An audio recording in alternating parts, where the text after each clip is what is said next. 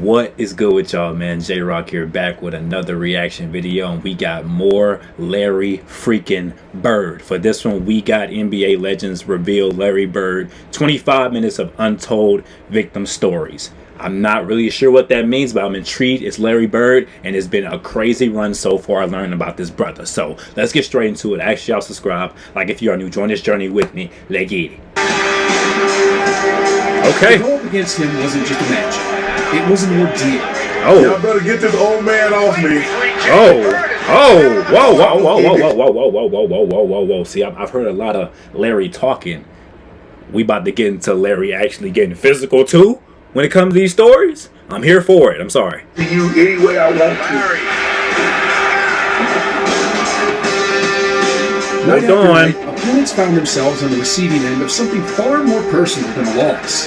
Bird had a way of turning games into battlegrounds, where every possession became a chance for him to humiliate whoever stood in front of him. He called a shot before it happened, played with his offhand just to prove hit, and delivered dagger after dagger until it felt less like a game and more like punishment. I said this before. I need somebody to send me the video of Larry scoring 30 with his left hand. Y'all say it was true, or he scored 27 or something like that. It's still 30 with his left hand. I need that video. I need that highlight. I need to highlight something because we gonna get into it for sure. I gotta see that. Hold up, because that's insane to me. For more than a decade, defenders and teams alike learned the hard way that Larry Bird didn't just win. He made sure you remember how he beat you. And no one remembers Bird's competitive fire quite like Patrick Ewing. Come on. You know, he always talked trash. I remember he talked trash against us, talked trash with against everyone else. But you know, the difference is he could back it up. He could back it up. You know, I got to the league, I called all my friends back up. I said, you know, all that trash that you talking, you need to squash all that. Yeah. This man is great. Whatever you were saying for a man who can't jump, he's demolishing everybody. Yeah. So your guys are saying, how can you let this guy? Oh, he's doing it on everybody. Yeah. He's doing it on everybody. He's doing it on the best defensive players in the league. In the case of those battles erased any doubt he had. People on the outside might have questioned whether Bird was truly an all-time great. But Ewing never did. He saw firsthand the skill, the toughness, and the relentless edge that separated Bird from everyone else. Larry Bird told us yesterday that he was going to be more offensive. That's what I'm talking about. Bring the highlights into it. But for others, I gotta see the highlights there too. was never any question to begin with. Some players grew up watching him, modeling their own approach after his toughness and skill. I just gotta say, fire visual. That is a very fire visual. That's awesome. That's great video editing right there. No cap. I'm trying to get there one day. Was one of them. If I said you could have LeBron for 10 years or Larry Bird for 10 years. Larry. Wow. And that's just my era. I grew up idolizing Larry Bird. It was funny, the first time that I played in my rookie year, I guarded Larry Bird, and it took me about 10 minutes to realize I should be probably guarding him instead of staring at him. And he came down. It was funny. He came down one time, and Mark West was the center on our team, and Larry looked at me, and then he looked at Mark, and he said, Mark, I'm going to go down. I'm going to come off the screen. I'm going to come off the screen. I'm going to catch it right there. I'm going to turn around. I'm going to shoot it in the rookie's face, and then I'm going to run down the floor. And he actually did it, huh? And that's exactly what he did. See, I like how they showing the clip along with the stories that they telling. That's making it 10 times better. That's what I'm talking about. That's pretty cool. For Marley, the experience was bittersweet. Competing against his idol brought respect and inspiration. But it also came with a harsh reminder. Admiration didn't grant immunity. Bird treated him the same way as everyone else. If Bird's victims often came during games, Robert Parrish knew the damage usually started long before the opening tip. As his teammate, Parrish had the best seat in the house to watch Bird dismantle his opponents mentally. Nice. He could be red hot or ice cold. He never stopped talking trash. Ever. The main man was Tom Chambers. And Chambers was guarding Larry. Yeah. And so in the jump ball circle, Larry walked through myself and Chambers, and then came back and told Chambers, I know you guarding me, and I want you to know something. There's only one man that can guard me, and that's God. Crazy. Now think about that for a second. Crazy. Think about the confidence and the arrogance it takes to make that statement. Bird owned opponents before they even touched the ball, leaving them second-guessing themselves by tip-off. Yeah. Rick Mahorn prided himself on toughness and intimidation, but Bird was one of the few who refused to flinch against him. All the way. And he does, and he hits him hard. Larry Bird cracks. Just, I beat him up because here's the thing. Before I beat him up, man, Brad, I remember when I switched out on him and he yelled out, "Hey, Mayhorn, you on me?" And I hate when somebody call me Mayhorn. That looking at me with that old shiftless shit grin. And Bird went like, "You on me? Clear." I said, "All right, okay." I said, "I'm gonna get you," and that right there made me like, "Yeah, I finally got him." Yeah. Eyeball to eyeball with Mahorn. Goes baseline. Nobody home. Rock with the block. Out of bounds. Who's got it? Detroit ball with 5 seconds to go. I remember you running down the sideline, punching your fist because you guys had made the steal and you thought it was over. Crazy. No, what happened was I was running down the sideline shaking my arm like because I caused the turnover. Yes. It was like, yeah, we got him. Meanwhile, Isaiah Thomas faced something even more unforgettable. Bird pulled off what Thomas would later call the most spectacular play ever made against him. Okay. This is probably one of the most incredible plays that's ever happened against me and that probably I've ever witnessed. Okay. I'll never forget, everything just went in slow motion. Two people being in sync and Bird just playing every second. And that's what the Celtics taught us. Okay. To play every second, not to play 47 and a half minutes, but to play a full 48. Mm-hmm. So I grabbed the ball from the referee. Lambier's a good foul shooter. Mm-hmm. I never had taken the ball out. That wasn't my thing. I throw it up.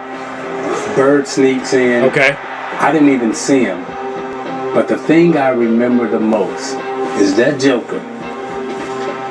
This is the out of bounds line.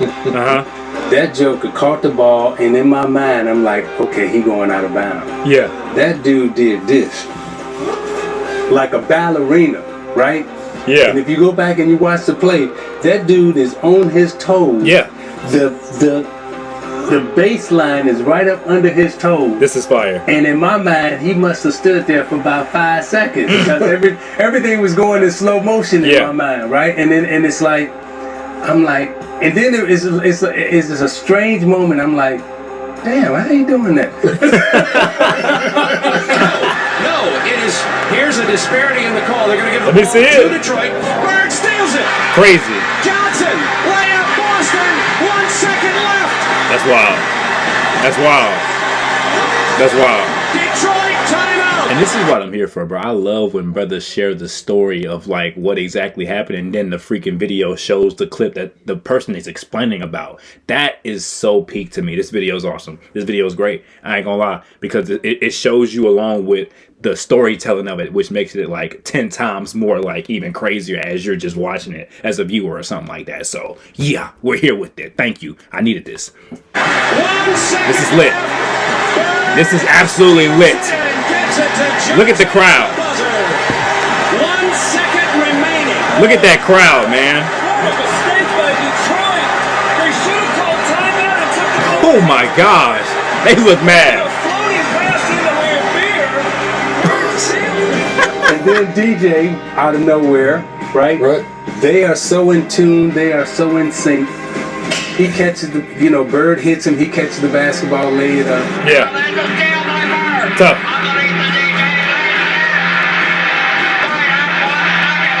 That's lit. Just seeing how the crowd used to go crazy back then, that's hard too. This is what I see. I'm walking to the huddle, stand up, Charles, and I see DJ do this. I mean, it wasn't no high five. It was a hug. It wasn't Isaiah dancing. It was like it was a love thing, you know, like they hugged and embraced. And I'm walking to the huddle, and they were our mentors. We studied them. They taught us everything. Yeah. And they were great teachers. Not only were they great teachers, right? But they also, after they beat you, then they would school you. What stayed with Isaiah Thomas was how Bird consistently delivered when the stage was brightest. That was a great play. But what we learned from that. That was a great play.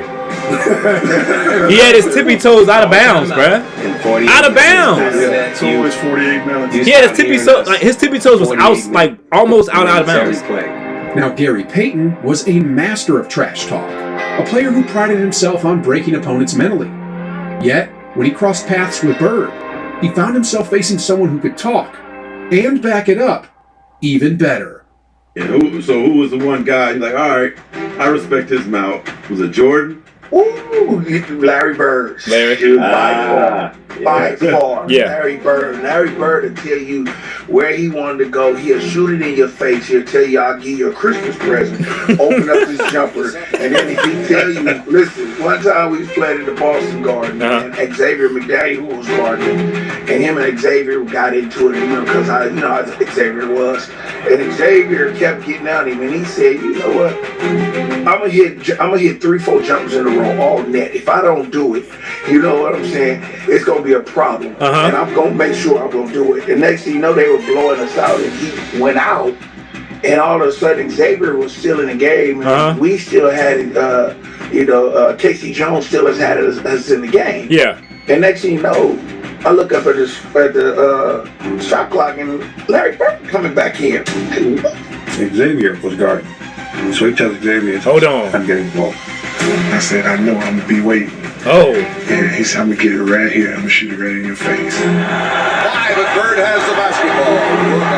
Larry Bird, just phenomenal. Nah, bro. If that's the shot, like they talking about in this story, if that's the shot. Boy, Larry was different, bro. I'm gonna be waiting. Larry was different. I'm gonna get it right here. I'm gonna shoot it right in your face. Larry was different. Why, but Bird has the basketball. That's on 2 people, by the way. Larry Bird just didn't matter. He shot a shot right in my face. And he was like, I didn't mean to leave 2 seconds on the clock. He wanted to shoot it with 0 seconds on the clock. I'm on back to the side. That's wild, bro. And he walked by me and he said, I told you what I'm going to do, and I'm always going to do it. Yeah. And he looked at Xavier and he said, didn't I tell you what I was going to do? And then he walked out, man. That's doggish. That's doggish. No, Xavier wasn't soft, man. And Larry wasn't either, man. Larry said, man, I'm going to give it to you any way I want to. Yeah. 1 dribble, 2 dribbles, step back, and then I'm going to hit it. And I was like, this is real cold, man. For Payton, it was a rare role reversal. The trash talker who made a career out of unsettling others had been outclassed at his own game. Yeah. Bird didn't just match his words, he buried them with buckets. If Payton learned that Bird could beat him with words and skill, Dominic Wilkins found out Bird could match you even at your greatest. Yeah, I'm a rookie. I'm glad to be in the league. I'm the Boston guard, and I'm guarding him, right? Yeah. First play of the game, he said, I don't know why you got you guarding me, Holmes. I was like, huh? Holmes? He shoots a 3. I remember when he said that. I wasn't mad he made the 3. Yeah. I said, but this something that's called me Holmes. I seen that one. I seen that one, bro. When Larry called him Holmes, that was crazy. I ain't gonna lie. He said, "Why they got you guarding me, Holmes?" Like if Larry was to say, if Larry was to say that to me when I was guarding him, I probably would just laugh the whole time. I ain't gonna lie to you. I probably would just laugh the whole time. No cap. I probably couldn't even play the game because I would be just in giggles the whole time. This brother just called me Holmes. No cap. Shout out to Larry, bro. And so the next play, I'm pissed. So he comes out, he shifts to his right, and I jump. I said, got him. I'm pumping it by me, and I banged it on him, right? And he's on the ground, he fouled me, and I'm pointing. Then he said, hey, Rook. I'm like, what? He said, I like you. You got balls. He said, I'm still getting 30 on your ass tonight. And got 30. 37. Yeah. But I wasn't mad because I'm paying my dues. That's Larry. Yeah. But that was the only time he ever talked trash. He respected you because he knew I was going to keep coming. Yeah. He and I, again, never talked until we retired. Even the human highlight film wasn't immune to Bird's dominance. Gotcha. Time and again, Bird humbled him, proving that even the greatest talents had to bow to Larry Legend. Gotcha. A player Wilkins came to admire even as he became another of his victims. And no one understands that better than Byron Scott.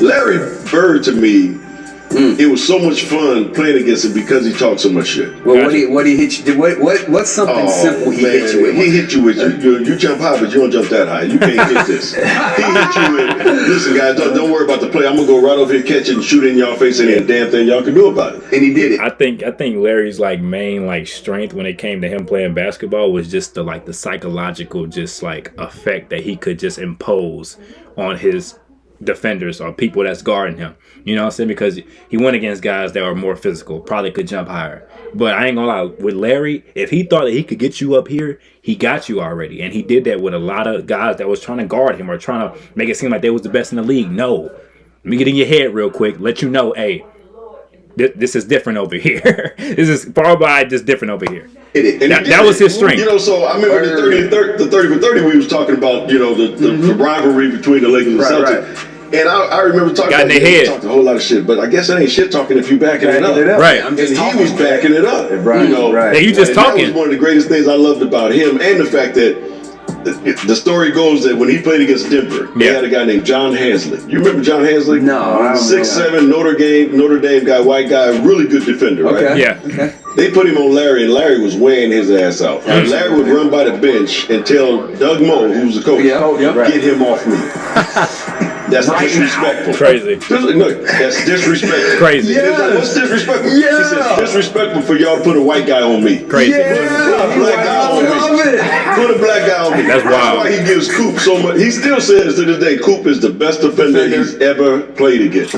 Okay, so Coop. So Coop, whoever Coop is, he the best defender on Larry Bird. Got you. I'm gonna have to y'all send them. Do I got like a game or footage on that just to see like how Coop was able to just slow him down just a little bit? I ain't gonna say Coop stopped him. I gotta see if Coop actually stopped Larry Bird. He probably just slowed him down a little bit.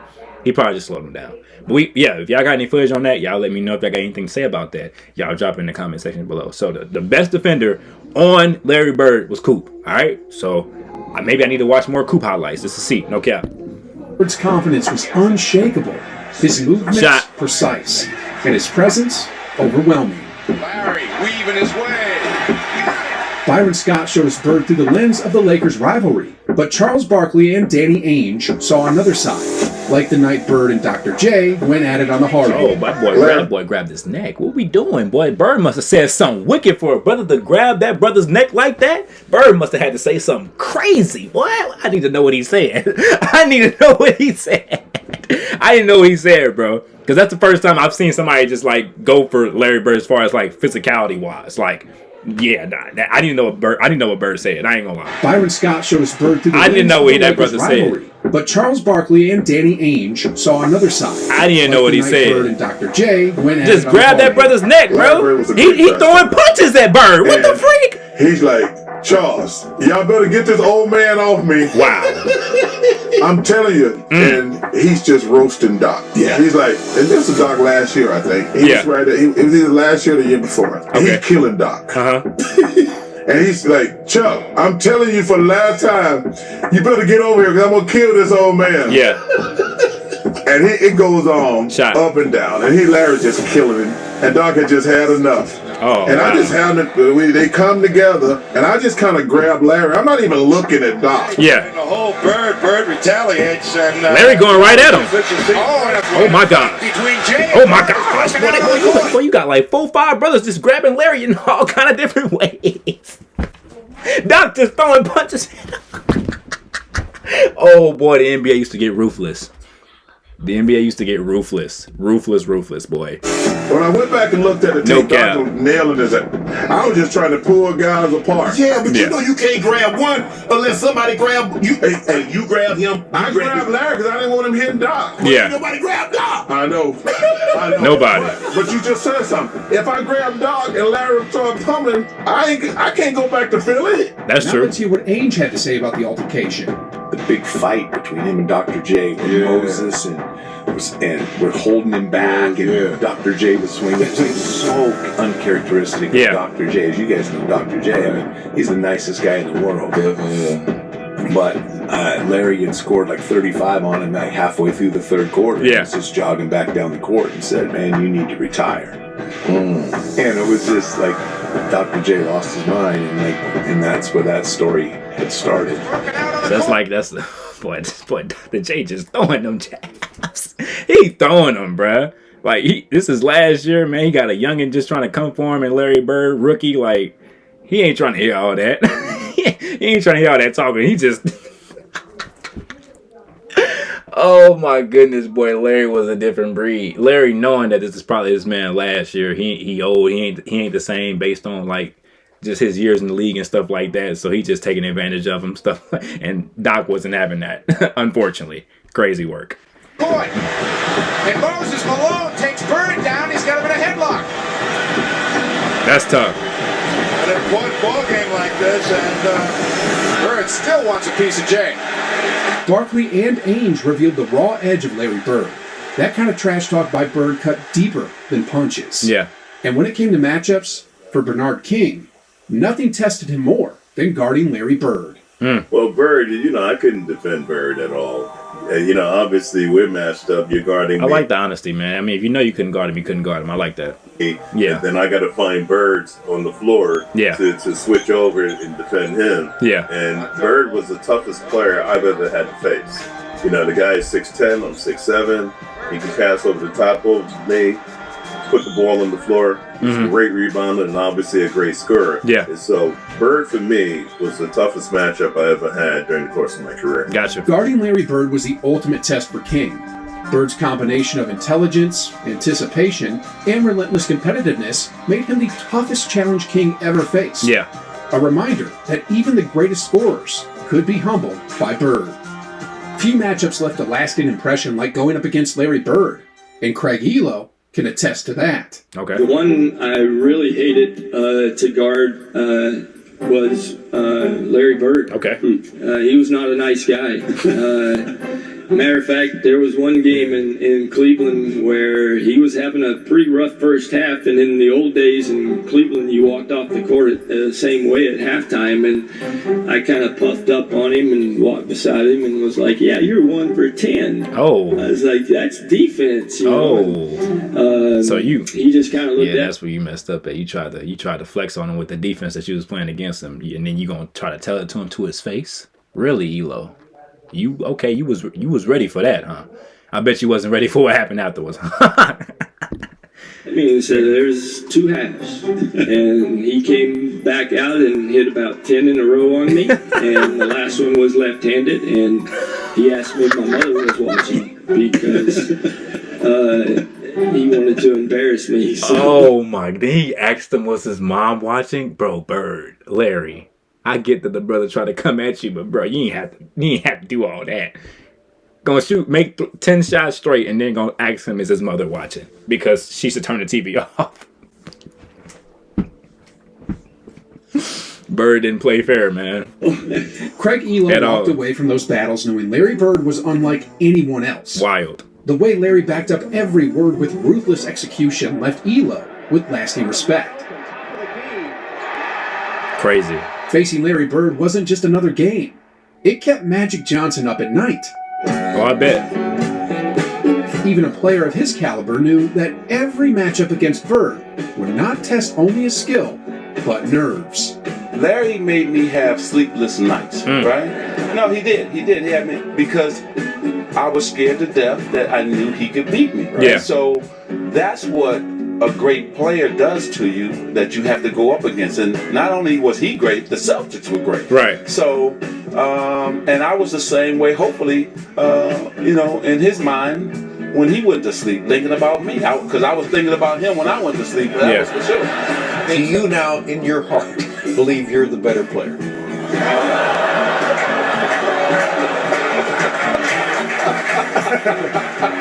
Actually, I've always said that Magic's just a great basketball player. He's the best I've ever seen. Yeah. I go by success, and he's won more championships, so I give him the nod. That's real. Being very gentlemanly. Magic, same question to you. Is Larry the better player? I've always said that Larry was the better player. Really? because he could do more to shoot from the outside, all those type of things. The greatest basketball player ever, but more important, a friend forever. That's dope. That's dope. Magic Johnson and Larry Bird didn't just face each other on the court. They defined an era. Yeah. Their rivalry pushed both to new heights, blending brilliance, competition, and showmanship. Even Magic, with all his talent, felt the weight of Bird's dominance, walking away with respect for a rival whose impact went far beyond any single game. That's tough. As one of the league's most athletic wings, Drexler expected to set the tone. But Bird's mix of skill and confidence quickly reminded him that athleticism alone wasn't enough. I was guarding in my rookie year. He looked at me and he goes, "You can't stop me." And I looked at him and I said, "Gosh, boy, you're so confident." He goes, "Confident? Dude, you're a rookie. You don't know anything." He proceeded to score like 10 straight points off. Coach took me out the game. He walks by and he's laughing at me. As a rookie, Clyde Drexler saw firsthand how Bird always backed up every word.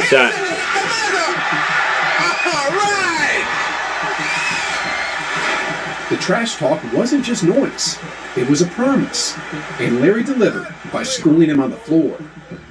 That lesson stayed with Drexler, a reminder that Bird's confidence was always matched by execution. Still made that? What the freak? For Jamal Mashburn, Bird's trash talk wasn't confined to the court. Even off it, Larry had a way of getting in your head, reminding young players that his presence was everywhere. Crazy. This was a legendary game where the college guys came in and Chuck Daly let y'all tear their ass up, and as soon as y'all started getting back, he ended it, right? So we get to La Jolla, San Diego, and we check into the Marriott. We go up I seen this story already. And we're walking in the corridor, and we see this tall white guy coming down the hall. And I'm like, damn, that looked like Larry Bird. So he walked by us, and he says, "Y'all those college guys?" And we was like, yeah, we the college guys. And he looked at us and he said, "Get some fucking rest. It's going to be a long week," and walked off. And we was like, yeah, that's Larry. What the hell? That's Larry. Look how they got us into. Yeah, I'm like, okay. You know, we like, all right, what's going on here? I wanted to say what's up, and he just said, like, game. They take us up to a top floor, and the dream team is practicing. They're finishing up their practice. And then they say, all right, get loose and stretch out. We're like, okay, we playing? They're like, yeah, we're going to play next. So we get out the gates. Like the first 15 minutes, we kicking their ass. Bobby Hurley in the lane, killing John Stockton. They stopped the game and turned off the score. I think we were up like 72, 66 or something, 64 or something like that. Yeah. They just stopped the game. They like, nah, the press coming in. So like, oh wow. So we lit their ass up, and then something happened. We're sitting there. And we get back to the hotel. Rodney Rogers says something to, it's a group of them. It's Larry Bird, Magic Johnson, and everybody's shooting the shit. And Rodney Rogers said, "Hey Larry, you ain't hit a jumper since '84. Magic heard that shit. You shouldn't have said that, bro. We ain't think none of it. The next day we came in. I'd never seen this, and this one I was like, this is a different breed. Magic Johnson fed Larry Bird the ball probably about 8 times in a row down court. Yeah. Larry Bird got the ball on Rodney Rogers, and every time he was about to make a move, he told him what he was going to do. Crazy. One dribble, pull up, going left, off glass. That's wild. One dribble, going right, spin, shot, bucket. He scored 9 times or 8 times in a row. Left the court to go lay down because he couldn't sit on a bench. He had to lay down because of his back. Crazy. He said, "Young fella, look like 84, huh?" Last time he made. Oh my goodness, boy. Brad Doherty learned quickly that Bird's trash talk was as sharp as his game. Even from deep, Larry would call a shot, deliver on it, and leave no doubt that he controlled the matchup. Larry Bird catches the ball in the corner, and I take off running out at Larry Bird. And right when he's getting ready to shoot, I jump. And as I go by, Fly Bird. That's the Fly Bird. Fly Bird. Yep, I seen this one. And I go right by him, and he shoots the ball. It's nothing. 7th in the history of the NBA Crazy. in scoring for a 36-year-old. Bird. Larry was different, bro. Eventually, Kenny Smith got the same memo from Brad himself. Larry was different, bro. Brad Daugherty runs out and he head fakes him. And as he head fakes him, now it's 3-2. He hits him on the butt with the ball, and then he shoots it at the buzzer. Crazy. And the confidence that hit him on the butt as he flew by him, trying to block a shot. Brad told the stories, and Kenny Smith learned them the hard way. What they discovered was the same truth. With Larry, the legend wasn't exaggerated. Yeah. If anything, it was understated. Yeah. Larry Bird wasn't just a basketball player. He was a force that left a lasting mark on everyone who faced him. Yeah. From rookies to Hall of Famers, guards to big men, no one could escape his skill, intelligence, and relentless competitiveness. He was a dog. He didn't just beat opponents. He exposed them, tested their limits, and left them with lessons they would never forget. Dog. Seconds, he got fouled. He hit the shot. He was a freaking dog. Bird's trash talk, arrogance, and psychological mastery made him a nightmare on the court, while his precision, vision, and clutch ability ensured he backed up every word. Sheesh. He created stories, legends, and unforgettable moments that defined an era. For sure. His legacy lives on, not only in the records and highlights, but in the memories of every player who experienced the challenge, the intimidation, and the genius of Larry Legend. Tough. That's tough. That's tough. That's tough. That's tough. That's tough. Larry and all was a dog. Larry Bird and all was a dog. No cap. It's always good to watch videos like this.